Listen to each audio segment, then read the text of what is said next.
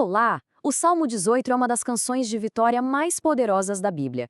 É como um cântico de retrospectiva, sabe? Escrito pelo rei Davi depois de uma vida inteira de batalhas, olhando para trás e reconhecendo a mão de Deus que o livrou de todos os seus inimigos. É um testemunho impressionante da fidelidade de Deus ao longo de uma vida. Vamos juntos entender essa história? O Salmo já começa com essa declaração de amor incrivelmente pessoal e apaixonada.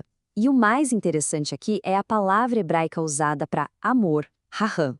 É um termo raro que implica uma devoção visceral que vem das entranhas, um amor que nasceu da experiência profunda, não só de uma ideia.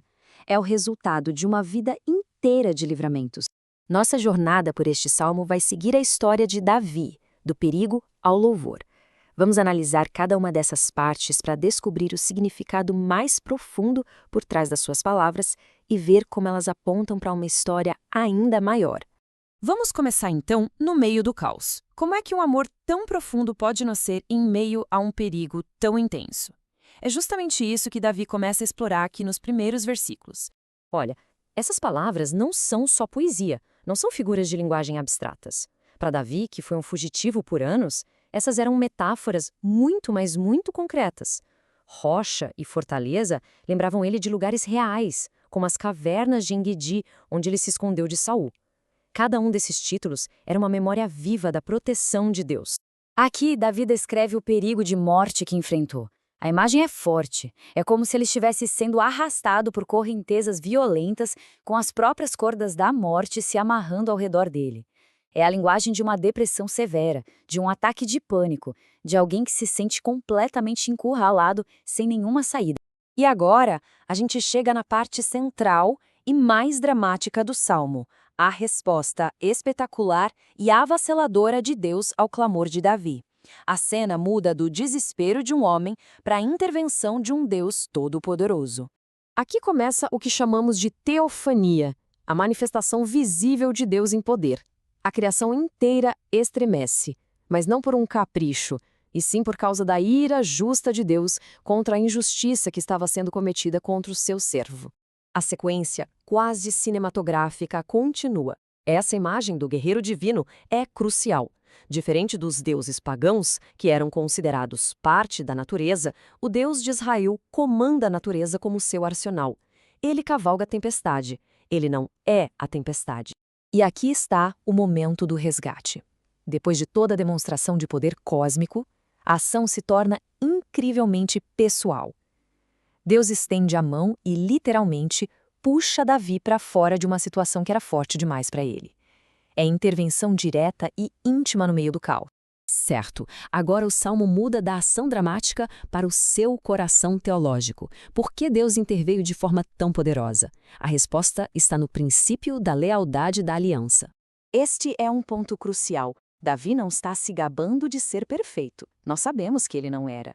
Ele está afirmando que, em meio às provações, ele manteve sua aliança e lealdade a Deus, recusando-se a seguir por caminhos tortuosos ou de idolatria. Este trecho ilustra de forma brilhante um princípio fundamental. As ações de Deus frequentemente espelham o caráter e as escolhas humanas.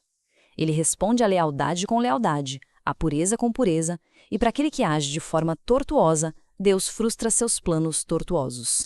E é aqui que vemos a sombra apontando para a realidade. A lealdade imperfeita de Davi é um tipo da justiça perfeita de Cristo. Deus Pai vindicou Jesus, ressuscitando-o dentre os mortos por causa da sua obediência perfeita, uma obediência que nós nunca poderíamos alcançar. A salvação de Deus não é apenas sobre escapar, é sobre ser capacitado. Deus não tira Davi do poço para deixá-lo vulnerável. Ele o treina para a batalha que está por vir. E aqui vemos a ação divina em detalhes. Deus ativamente equipa Davi. Ele transforma a fraqueza em força, dando a ele a agilidade de uma corça para andar em lugares perigosos e a força para intensar um arco de bronze. Não é um resgate passivo, mas um treinamento ativo para a vitória. E aqui está a aplicação para nós. As batalhas literais de Davi se traduzem em nossa guerra espiritual. As fortalezas que enfrentamos hoje são derrubadas com as armas que Deus nos fornece, não com a nossa própria força. Isso nos leva a uma reflexão pessoal. Qual é a muralha que parece intransponível, Um hábito, um medo, uma situação difícil. O Salmo nos lembra que a graça capacitadora de Deus nos dá a força para superá-la. E assim chegamos à grande conclusão. A canção pessoal de Davi se expande para se tornar uma profecia sobre o Rei Supremo que viria. Essas palavras finais mudam o foco. Não se trata mais apenas de Davi, mas de toda a sua linhagem, apontando profeticamente para um rei futuro e eterno, o Messias.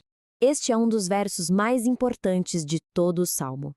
Davi declara que seu louvor a Deus não ficaria confinado a Israel, mas alcançaria as nações, os gentios. E aqui está a revelação final. O apóstolo Paulo via nessas palavras de Davi a própria voz do Messias, declarando que sua salvação e seu louvor transbordariam para todos os povos. O plano de Deus sempre foi global.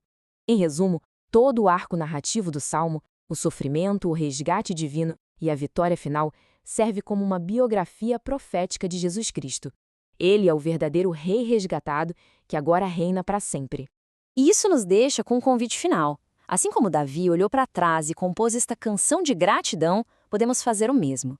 Ao olharmos para nossas próprias vidas, podemos traçar os momentos de resgate e ver a mão fiel de Deus em ação, construindo nossa própria canção de um povo resgatado pelo Rei.